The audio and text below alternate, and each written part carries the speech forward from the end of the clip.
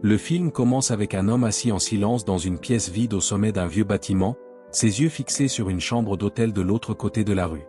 Cet homme n'est pas ordinaire, c'est un tueur à gages professionnel connu sous le nom de Le Tueur. Si vous n'êtes pas capable d'endurer l'ennui, ce travail n'est pas pour vous. Il attendait là depuis 2 jours entiers, endurant patiemment le silence dans un seul but, exécuter une cible qui ne s'était toujours pas présentée.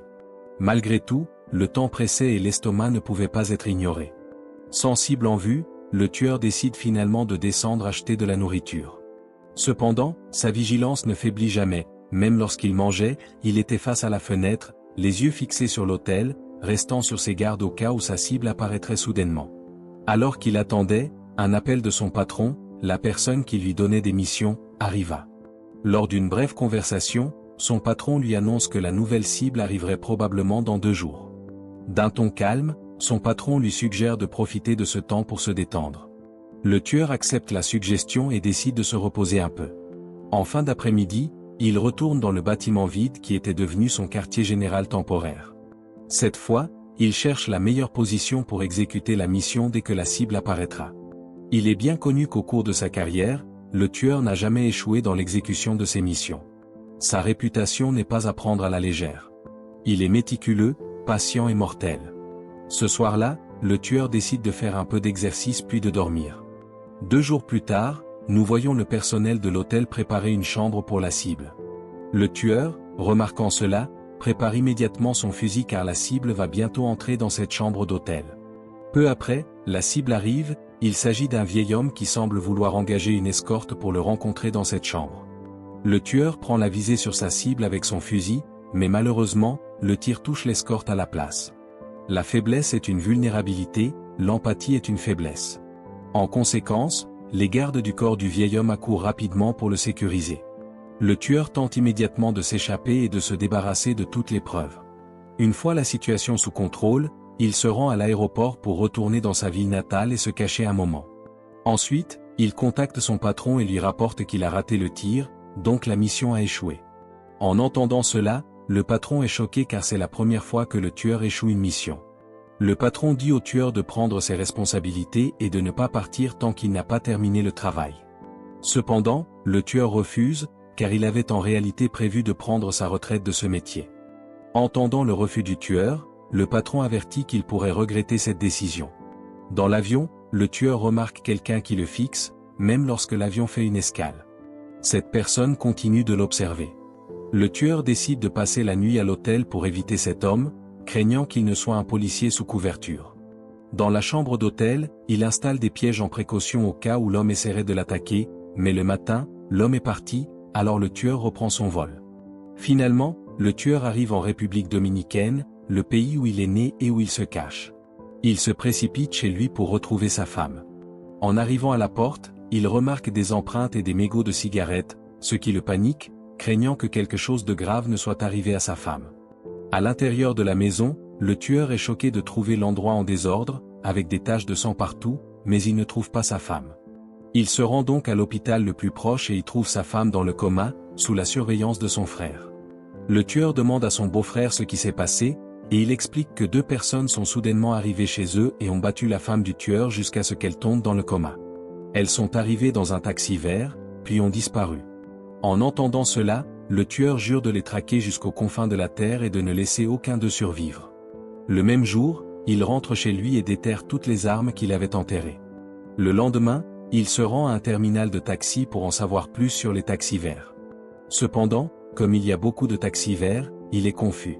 Il décide alors de confronter le patron qui possède tous les taxis verts et exige de voir tous les trajets du jour précédent. Après quelques recherches, le tueur trouve le taxi qui était allé chez lui et avait déposé 2 passagers. Il recueille ensuite des informations détaillées sur le chauffeur de taxi qui gare habituellement son véhicule au centre-ville. Le lendemain, le tueur trouve le taxi vert et fait semblant d'être un passager.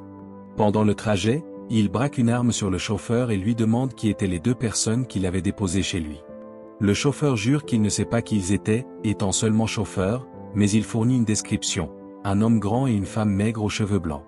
Après avoir obtenu l'information, le tueur tue le chauffeur de taxi sans hésitation.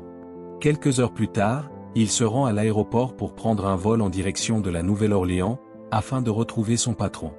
Le tueur soupçonne que les deux personnes qui ont battu sa femme ont été envoyées par le patron, surtout que ce dernier l'avait menacé avant son départ. À son arrivée, le tueur loue une camionnette pour l'aider à réaliser son plan. Il semble que le tueur prévoit de s'infiltrer dans le bureau de son patron en se faisant passer pour un technicien en climatisation. Le lendemain, une fois tout prêt, le tueur se déguise en réparateur de climatisation et entre facilement dans le bureau du patron. Il braque une arme sur l'assistante du patron, Anna, et la force à l'emmener dans le bureau du patron. Il lui ordonne de l'attacher à une chaise et fait de même avec Anna. Le tueur les cache tous deux dans la salle de bain et commence à interroger son patron sur l'identité des deux personnes qui ont attaqué sa femme.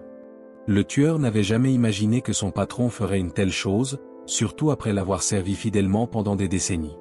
Le patron explique que c'était juste un avertissement pour avoir désobéi aux ordres. En entendant cela, le tueur devient furieux et fait quelque chose de brutal, sans rien dire. Anna lui donne alors tous les détails sur les deux attaquants, ainsi que le nom du client qui avait commandé l'exécution du vieil homme au début du film.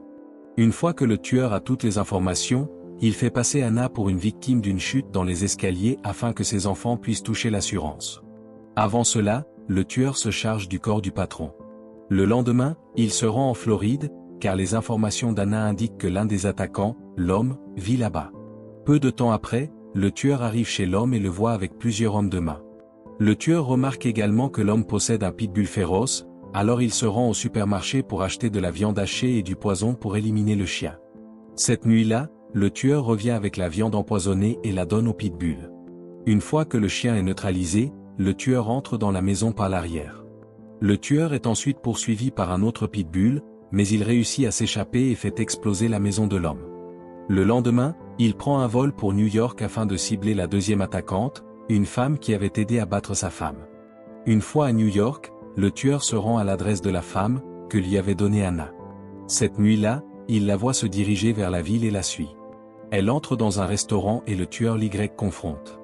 Voyant cela, la femme devient terrifiée, sachant qu'il est là pour la tuer. Elle supplie et lui propose même de partager un repas avant qu'il ne la tue.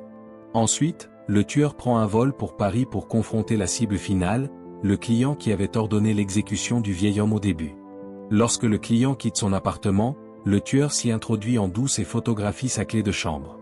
Le lendemain, il utilise la clé dupliquée pour entrer dans l'appartement et tient le client en joue, exigeant de savoir pourquoi il avait ordonné à son patron de nuire à sa femme. Le client jure qu'il n'a jamais donné cet ordre et dit qu'il se fichait même que le tueur ait échoué dans sa mission, car il avait déjà engagé un autre tueur pour tuer le vieil homme. Le tueur a désormais officiellement pris sa retraite et choisi de vivre une vie normale avec sa femme, qui est complètement rétablie et prête à commencer une nouvelle vie avec lui. Et c'est ainsi que le film se termine.